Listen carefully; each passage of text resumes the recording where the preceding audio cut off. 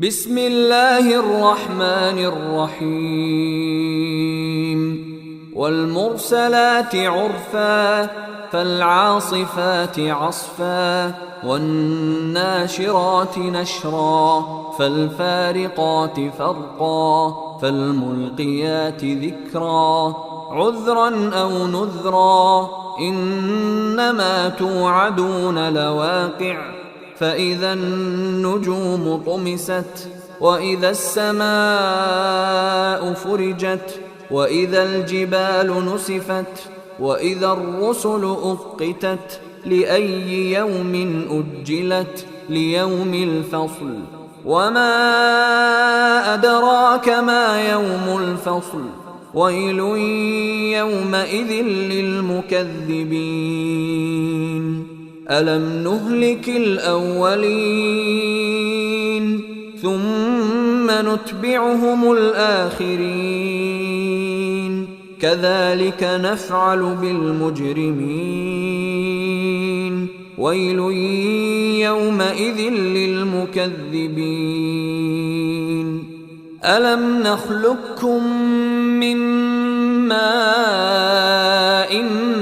مهين فجعلناه في قرار مكين إلى قدر معلوم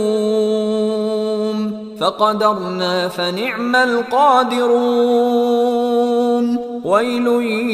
يومئذ للمكذبين ألم نجعل الأرض كفاتا أحياء وأمواتا وجعلنا فيها رواسي شامخات وأسقيناكم ماء فراتا ويل يومئذ للمكذبين انطلقوا إلى ما كنتم به تكذبون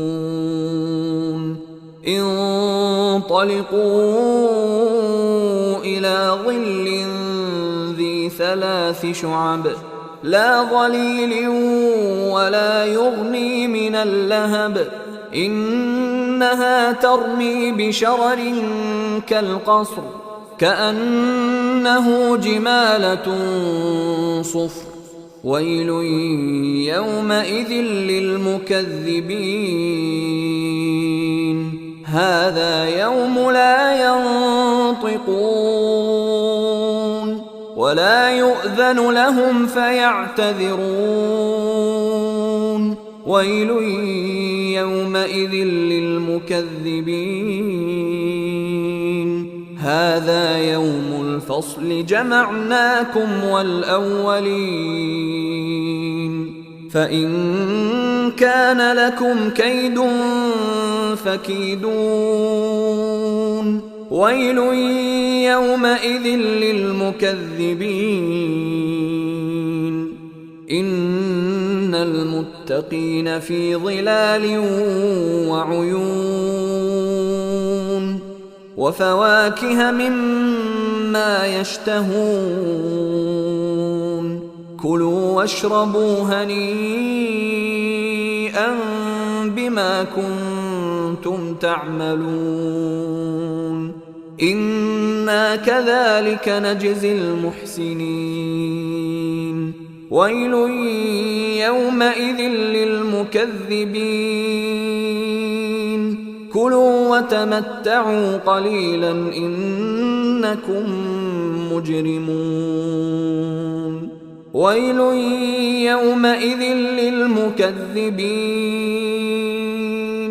وإذا قيل لهم اركعوا لا يركعون